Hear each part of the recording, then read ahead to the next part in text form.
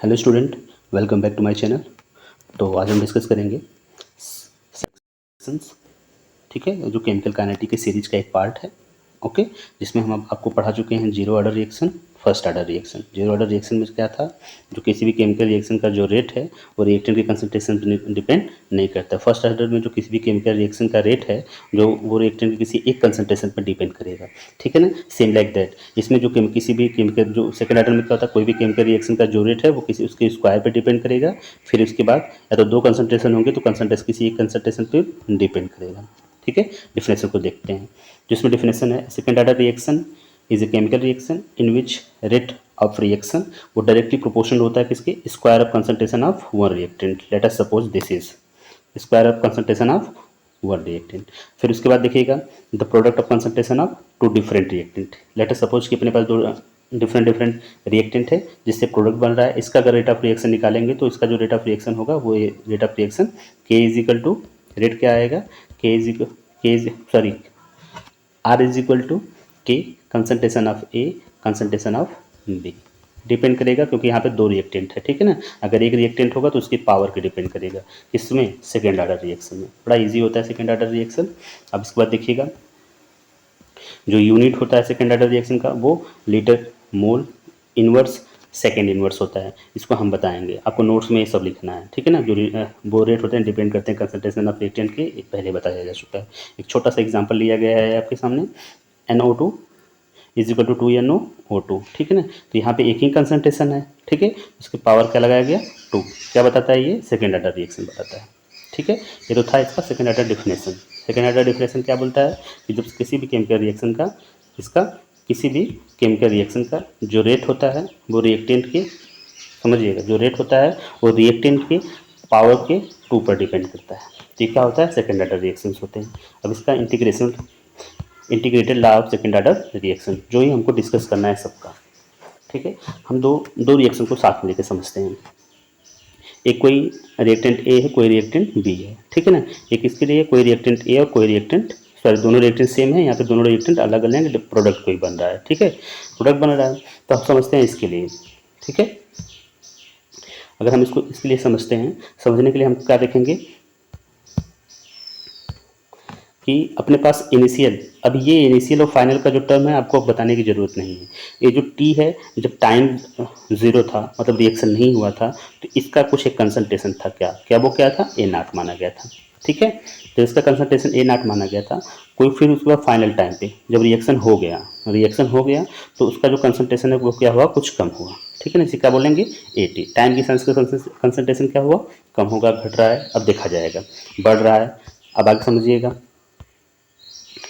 इसका मैंने बताया था कि आपको दो तरह के रेट लिखा जाता है, एक डिफरेंशियल रेट लिखा जाता है, एक क्या होता है, रेट के अकॉर्डिंग लिखा जाता है। डिफरेंशियल रेट में क्या बताते हैं कि जो change in concentration of reactant A with respect to time. अब ये जो माइनस बताता है वो बताता है कि जो रिएक्टेंट का है वो कंसंट्रेशन क्या होता है, डिक्रीज हो रहा है, क्लियर। अब यहाँ पर समझिएगा, तो इसके लिए जो कोई भी वो जो रिएक्शन है उसके लिए क्या हो जाएगा, minus D A upon D T rate हो जाएगा। एक के is equal to concentration of A square हो जाएगा, ठीक। क्योंकि ये स्क्वायर क्यों लगाया जा रहा है, क्योंकि n इज इक्वल टू 2 है। इस क्यों n इज इक्वल टू 2 है, क्योंकि हम सेकेंड ऑर्डर रिएक्शन का डेरिवेशन कर रहे हैं, ठीक है ना। आप जीरो ऑर्डर रिएक्शन अगर फर्स्ट ऑर्डर रिएक्शन सही से समझे होंगे तो ये टर्म जितने भी हैं आपको समझाने की जरूरत नहीं पड़ेगी, ठीक है। यहाँ तक तो सब जितने भी रिएक्शन सब समझ, zero order reaction first order reaction देखे होंगे, सब सेम रहा होगा ये वाला टर्म। फिर इसके लिए बस यहाँ पे किसी कंसंट्रेशन जीरो ऑर्डर था तो यहाँ पे कुछ भी नहीं था, जीरो था। कंसंट्रेशन ए था तो यहाँ पे 1 था। कंसंट्रेशन जब सेकेंड ऑर्डर है तो उसके लिए यहाँ पे क्या हो जाएगा, 2 हो जाएगा, ओके। फिर उसके बाद नेक्स्ट टर्म क्या समझते हैं, बोलते हैं कंपेयर 1 एंड 2। हम क्या करना है, कंपेयर करना है दोनों को। जब हम कंपेयर करेंगे minus D A upon D T is equal to K A power 2 हो जाएगा, ठीक है। अब इसके बाद हमको क्या करना है, इस टर्म को यहाँ करना होता है, इस टर्म को साइड करना होता है। तो क्या आ जाएगा, D A square, D A upon A square minus के डी टी, क्लियर। अब यहाँ पे देखिएगा, फिर उसके बाद हम क्या करते हैं, जो कंसंट्रेशन वाला टर्म है, इस कंसंट्रेशन वाला टर्म एक दूसरे से कैंसिल हो जाएगा। तो क्या आ जाएगा, D A upon A square minus के डी टी, ठीक है। अब इसी का हमको क्या करना है, इंटीग्रेशन करना है, किसके साथ, लिमिट के साथ। लिमिट क्या है अपने पास, लिमिट है t is equal to 0, sorry हाँ टी इज इक्वल टू 0 से लेके कहाँ तक, टी तक। एक दूसरा लिमिट क्या है, ए नॉट से ए टी। ठीक है, ये दो लिमिट लगाया जाता है, ये दो लिमिट लगाकर हम इसका कंसंट्रेशन से इंटीग्रेट करेंगे। ओके, तो हम जो लिमिट लगा रहे हैं यहाँ पे देखिएगा, तो यहाँ पे क्या आ जाएगा, इसको देखिए आप ऐसे लिखिएगा, A naught A T, okay, 1 A square D A. Clear. फिर उसके बाद इसको लिखिएगा माइनस के, थोड़ा आप एडजस्ट करिएगा, कोशिश करिएगा, थोड़ा सा कंप्रोमाइज़ करेंगे हो जाएगा। फिर 0 से यहाँ पे क्या हो जाएगा, टी किसके लिए है, डी टी का। ठीक है, आप इसको लिखिएगा ऐसे, इस वाले टर्म को आप ऐसे लिखिएगा। ओके, फिर उसके बाद एक मैथमेटिकल इंटीग्रेशन लॉ में बताया जाता है, जो मैथ के स्टूडेंट हैं उनको क्लियर समझ में आएगा कि किसी भी टर्म का अगर हम एक्स स्क्वायर उसका हम इंटीग्रेशन करेंगे तो वो जो आएगा एक्स स्क्वायर मतलब एक्स पावर एन है। ठीक है, इसका जो इंटीग्रेशन आएगा वो क्या आ जाएगा, X power N plus one upon N plus one. ठीक है, थोड़ा बायो के बच्चों के लिए थोड़ा सा ये टर्म क्या करना होगा, रिमेंबर करना, मतलब याद करना होगा। और बाकी जो बच्चे होंगे, मैथ के बच्चे होंगे, उनको तो ये टर्म आता होगा। ठीक है ना, कि कोई भी टर्म पावर होगा तो उसकी power N plus one upon N plus one कर देना होगा। ठीक है, तो यहाँ पे देखिएगा अपने पास जो टर्म है वो टर्म क्या है, माइनस क्या था, यहाँ से ए नाट से ए टी जा रहा था। क्लियर है, एक सेकेंड हम आपको प्रॉपर्ली इसको दिखा देते हैं कैसे किया गया है। अब इसको लिख ही लेते हैं। अब इस यहाँ पे इसके बाद आप लिखिएगा, नोट्स में करिएगा, क्या होगा, ए नाट टू ए टी। ठीक है, अब इसके पास इस यहाँ क्या था, ए स्क्वायर था, डी ए था ना। अब इसको लिखा क्या गया है, अब जब स्क्वायर वाले के टर्म को ऊपर करेंगे तो क्या हो जाएगा, ए नाट ए टी। ओके, जब स्क्वायर वाले टर्म को करेंगे ऊपर तो माइनस हो जाएगा। क्लियर। अब देखो ये जो टर्म है वो एक्स पावर एन के टर्म के इज इक्वल दिख रहा है। ठीक है, तो इसका उस मतलब जो इंटीग्रेशन ला है उस ला के अकॉर्डिंग हम इसका क्या करेंगे, इंटीग्रेशन करेंगे। चलिए इंटीग्रेशन कर रहे हैं तो समझाते हैं आपको कैसे क्या होगा। ठीक है, अब इसका इंटीग्रेशन करते हैं। जब इसका इंटीग्रेशन करेंगे तो क्या आ जाएगा, इंटीग्रेशन करने पे आएगा हमारा A power two minus two plus one, minus two plus one upon क्या हो जाएगा, माइनस टू प्लस वन। ठीक, जब ये आप लिखिएगा, इसके बाद आप लिखिएगा, मैं बताऊंगा कहाँ से आपको क्या करना है। फिर ये इंटीग्रेशन टर्म लगाएंगे जो क्या होगा, ए नाट ए टी होगा। ठीक है, इसका जो वैल्यू होगा वो वैल्यू यहाँ पे फिर वापस लिखिएगा, क्या होगा उसका value, minus one upon minus one. ठीक है, क्लियर। तो इसका जो अब देखिएगा माइनस वन, अभी माइनस वन, तो ये जो माइनस वन है वो नीचे आ जाएगा। ठीक है, तो माइनस वन नीचे आएगा तो क्या आ जाएगा, वन अपान ए। ये आप लिखिएगा, क्या करना है आपको, इस वाले टर्म को ऐसे लिखा जाएगा, जो ये माइनस हुआ है कैसे हुआ है, जब ये टर्म ऊपर जाएगा। ठीक है, तो यहाँ पे क्या हो जाएगा, माइनस हो जाएगा, इसको इस इंटीग्रेशन फॉर्म से इंटीग्रेशन करेंगे तो ये वैल्यू आएगी। फिर इस वैल्यू को हम ये लिखेंगे, A power minus one upon minus one. जब ये एक किसी की पावर अगर माइनस वन होता है उसको नीचे किया जाता है, अगर वन होता है तो उसके ऊपर माइनस किया जाता है। तो ये नीचे जाएगा, जब ये वैल्यू नीचे जाएगी तो माइनस वन ए आ जाएगा। ठीक है ना, अब देखिएगा, अब इसके आगे हम कर रहे हैं, यहाँ पे आप अपने जो टर्म हम अभी आप बता रहे हैं उसको आप लिखिएगा, पीछे बैक करके 2-3 बार बैक करके आप इसको नोट्स में अच्छे से लिखिएगा। आगे समझते हैं क्या कंडीशन है। तो अपने पास जो वैल्यू आ रही है वो आ रहा है क्या, एक सेकेंड, वेट, अपने पास जो वैल्यू आ रही है माइनस वन अपान ए। ठीक है, ए नाट ए टी।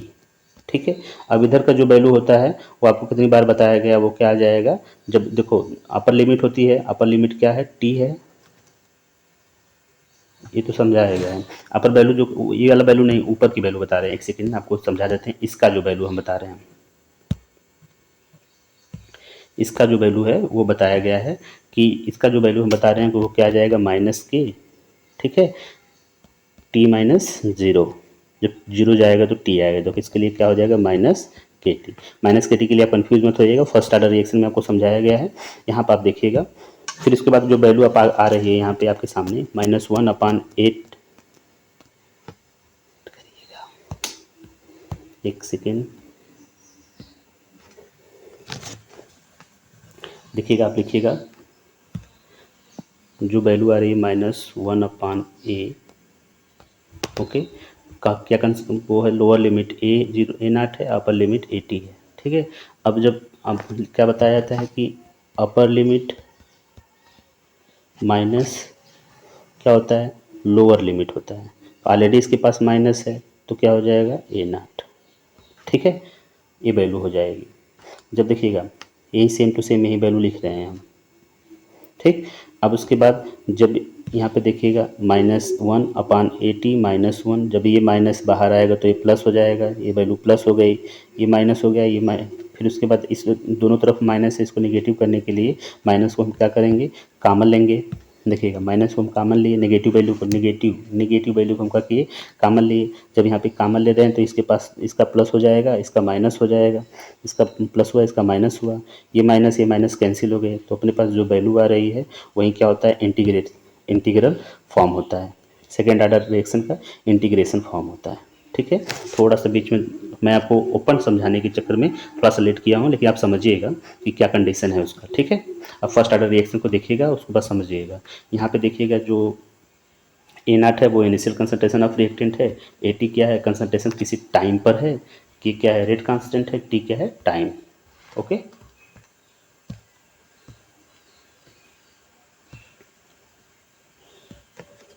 अब यूनिट कैसे बताया गया कि यूनिट कैसे क्या होता है, देखिए जो रेट सेकेंड ऑर्डर रिएक्शन के लिए जो रेट ऑफ रिएक्शंस है उसका के है K(a)⁴ यही है ना, तो हमको आपको किसका निकालना है, यूनिट निकालना है। तो K कांस्टेंट होता है तो क्या होता है, K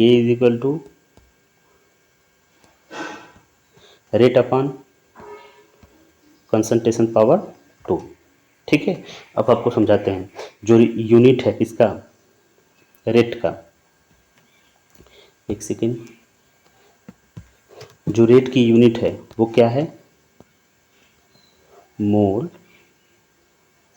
litre universe second inverse, okay. अब जो कंसंट्रेशन नीचे क्या था, देखिए यही था ना आपका, K रेट अपॉन कंसंट्रेशन की पावर कितना था, 2 था। तो अब देखिए जो कंसंट्रेशन है उसका जो मोल है, उसका जो यूनिट है वो क्या है, मोल लीटर इनवर्स, इसकी पावर कितना हो गया, 2, ठीक है। अब एक मोल लीटर इनवर्स इस मोल लीटर इनवर्स से कैंसिल हो गया, ठीक है। अब देखिए जो ऊपर जाएगा तो यहाँ पे आएगा क्या, मोल आएगा ऊपर, क्योंकि मोल आएगा ऊपर लगेगा इनवर्स, इस पे ऑलरेडी इनवर्स से जो ऊपर जाएगा तो क्या हो जाएगा, लीटर हो जाएगा, सेकेंड ऊपर ऑलरेडी है तो यहाँ पे क्या हो जाएगा, litre mole inverse second inverse, ठीक है। तो जो इसकी यूनिट आएगी वो यूनिट आएगी mole litre inverse second inverse, clear. तो यही फाइनल इसकी यूनिट है, ठीक है। अब हम समझते हैं नेक्स्ट टॉपिक अपना, जो कि सबके लिए निकालना होता है, हाफ लाइफ रिएक्शन, किसी भी रिएक्शंस का हाफ लाइफ निकालना है। तो 0 के लिए आपने निकाला, फर्स्ट के लिए आपने निकाला, तो अब क्या होगा, सेकंड के लिए हम निकालेंगे। सेकंड के लिए निकालने के लिए क्या करेंगे, जो हाफ लाइफ का डिफिनेशन आपको पता है कि एक टाइम होता है, हाफ लाइफ क्या होता है, टाइम होता है। जब कोई डिफिनेशन जनरली पूछता है क्लास में, what is the half life of time, तो आप क्या सिंपल सा डिफिनेशन देंगे, बोलेंगे कि ऐसा टाइम होता है जिसपे कोई भी कंसंट्रेशन होता है, किसी भी रिएक्टेंट का जो कंसंट्रेशन वो क्या होता है, आधी हो जाती है। जिस भी फील्ड में पूछा जाएगा उसका बोलिएगा वो हाफ हो जाती है, वही एक टाइम होता है। कोई भी टाइम पे जब उसका हाफ हो जाए, एज ही देख लीजिएगा, अभी तो पता नहीं तो कितना फाइनल होता है, ठीक है। इसकी वजह से इसको ये एग्जांपल सही नहीं होगा, आप कंसंट्रेशन वाला समझ लेंगे कि इसमें क्या होगा, किसी भी रिएक्टेंट का जो कंसंट्रेशन कब आधा हो रहा है, कब हाफ हो रहा है, तो वही होता है हाफ लाइफ ऑफ टाइम। इसमें एक बड़ा इजी वे है तीनों के लिए कि T = हमको क्या रखना है, टी हाफ रखना है, T रखना है A0/2, ठीक। अब इंटीग्रेटेड इक्वेशन में हम रखेंगे वैल्यू, इंटीग्रेटेड इक्वेशन में वैल्यू रखने के बाद K आ रहा है, K टी हाफ, टी की जगह टी हाफ रखा गया 1, अब AT की जगह A0/2 -1 1/A0, ठीक है। अब जब ये 2 है वैल्यू ऊपर जाएगी तो 2/A0, A0 जैसे देखिएगा 2/A0 -1/A0 both are same, तो क्या होगा, डायरेक्टली लेस कर दिया जाएगा तो 1/A0 आ जाएगा। तो ये वैल्यू 1/A0 आ गया। हम के को इधर करेंगे क्योंकि हमको टर्म निकालना है कि हाफ लाइफ, तो इसलिए half life is equal to 1/A0 के ए नाट हो जाएगा। ठीक है, तो वो जो डायरेक्टली प्रोपोर्शनल होता है इसके, टी हाफ किसके प्रोपोर्शनल डायरेक्टली होता है 1/A0 की। क्लियर, इसे लिखिएगा टी हाफ 1/A0। यही ना है, जब ये बढ़ेगा तो ये क्या होगा, घटेगा। क्लियर, टाइम क्या होगी, घटेगी, डिक्रीज करेगी। अब इसमें ग्राफ को आपको समझना है, ग्राफ क्या होता है। इसका ग्राफ थोड़ा सा देखिएगा, आपको इसका जो स्लोप है, आप first order zero order reaction और second order reaction, zero order reaction में जो कंसंट्रेशन और रिएक्शन रेट का वो था, वो लाइन था, क्या था, एक सीधी लाइन था, जो मतलब ये दिखा रहा था इस पर कोई भी इफेक्ट नहीं कर रहा है। लेकिन इसमें क्या है, इसमें है कंसंट्रेशन और रेट, जैसे जैसे कंसंट्रेशन बढ़ेगा वैसे वैसे रेट साथ में बढ़ेगा। ठीक है ना, वैसे वैसे रिएक्शन का रेट बढ़ेगा। अब यहाँ पे एक स्लोप आएगा। ठीक है, वो स्लोप क्या होगा, के इज इक्वल होगा। Clear, y is equal to M X plus C. ठीक है, तो यहाँ पे जो होगा वो किसके स्लोप के बराबर होगा, टाइम के साथ जब इसका निकालते हैं ग्राफ को, तो ये प्लाट करेंगे तो स्लोप क्या आएगा, एक सीधी सी रे आएगी। क्लियर, ये था सेकेंड ऑर्डर रिएक्शन। समझते हैं pseudo first order reaction. Pseudo जो सूडो फर्स्ट ऑर्डर रिएक्शन होता है, सूडो मतलब जो दिखे पर हो नहीं, बड़ा अच्छा लाइन है इसके लिए। जैसे आप कभी कभी क्या होता है कि ट्रैवलिंग करते हैं, ट्रैवलिंग करते समय आप किसी किसी जगह पे होते हैं, तो यहाँ से आपको रोड पे दिखता है कि कुछ जैसा वाटर जैसा कुछ ऐसा ऐसा जिग जैग कर रहा है। जब इसके पास जाते हैं तो वो और दूर चला जाता है, वो और दूर चला जाता है। कभी आप एक्सपीरियंस किए होंगे इसका, जब ये दूर चला जाता है तो आपको लगता है कि वो है, लेकिन जब पास जाते हैं तो नहीं होता है। तो सेम लाइक वैसे ही आपको लगेगा कि कोई रिएक्शन क्या है, फर्स्ट ऑर्डर है, लेकिन वो फर्स्ट ऑर्डर रिएक्शन नहीं होगा। बस यही आपको समझना है। सिंपल से एक लाइन दिए हुए हैं आपको, क्योर दिए हुए हैं कि जो दिखे पर हो नहीं। आपको लगेगा क्या होगा, देख कर लगेगा कि फर्स्ट ऑर्डर रिएक्शन होगा, सॉरी देख के लगेगा कि हायर, सॉरी देख के लगेगा कि फर्स्ट ऑर्डर रिएक्शन नहीं है, कोई सेकंड ऑर्डर है या फिर थर्ड ऑर्डर है, वट जो भी है, लेकिन ये ऑब्वियस होता है क्या, फर्स्ट ऑर्डर रिएक्शन। बस basically pseudo first order reaction, वो फर्स्ट ऑर्डर रिएक्शन फॉलो करते हैं। क्यों करता है आपको समझ में आएगा। ठीक है, अब देखिएगा, reactions which appears to be higher order, हमको लगता है, जो दिखता है क्या है, हायर ऑर्डर का, but actually we have as a first order. लेकिन वो क्या होगा, एक्चुअली में वो बिहेव कैसा करेगा, फर्स्ट ऑर्डर का। फर्स्ट ऑर्डर का आप कैसा पता करेंगे, जो रेट होता है वो रिएक्टेंट की कंसंट्रेशन की पावर 1 होता है। ठीक है ना, वो किसी एक रिएक्टेंट की कंसंट्रेशन पे डिपेंड करेगा। ओके, यही डेफिनेशन है। तो ये सिंपल सी बात है कि आपको लग रहा है कि जो अपीयर होगा, दिखेगा कि ये हायर ऑर्डर का है या सेकेंड ऑर्डर का है, लेकिन होता है कौन सा ऑर्डर का, फर्स्ट ऑर्डर का। ठीक है, अब रीजन क्या है, this is usually occur when सब reactant is present in excess amount. हम आपको एग्जांपल समझाएंगे, बेटर अंडरस्टैंडिंग आपको आएगी सूडो ऑर्डर रिएक्शन का। ये 100% क्वेश्चन आता है इससे। This is usually occur when some reactant is present at excess amount. देखिए, लेट अस सपोज कि अब आगे एक एग्जांपल आएगा, हम समझाएंगे आपको, पहले आपको जो टर्म्स है वो समझाते हैं। So the concentration of excess reactant is not affected by the, not affected much in the reaction. वो जो क्या होता है, ज़्यादा अफेक्ट नहीं करता है। ठीक है ना, so for these reaction rate does not depend on the concentration of excess reactant. ठीक है ना, इवेंचुअली लोअर्ड, जो ऑर्डर होंगे वो लगेगा कि सेकेंड ऑर्डर है, लेकिन वो क्या होता है, फर्स्ट ऑर्डर रिएक्शन होता है। चलिए इसमें देखते हैं, आपको प्रॉपरली समझाएंगे अच्छे से। हाइड्रोलिसिस ऑफ एस्टर, एस्टर का जब हम हाइड्रोलिसिस करेंगे H+ आयन के प्रेजेंस में, तो इसमें H+ आयन रिमूव होता है। ठीक है, अब देखिएगा, तो अपने पास क्या आएगा, एसिटिक एसिड और एथेनॉल बनेगा। क्या बनेगा मतलब नहीं, आपको सिर्फ ये देखना है, किसी टाइम वेट, किसी टाइम टी पर, जब टाइम 0 था, रिएक्शन नहीं हुआ था, तो हम लेटेस्ट सपोज करते हैं कि जो हम एक रिएक्टेंट लिए हैं उसको 10 ml लिए हैं, 10 मोल लिए हैं। ठीक है, और वाटर को कितना लिए हैं, 1000 मोल लिए हैं। ठीक है, लेकिन ये जो 10 मोल है, वाटर के 10 मोल से ही रिएक्शन करेगा। वेट करिए और अच्छे से इसको क्लियर समझाते हैं।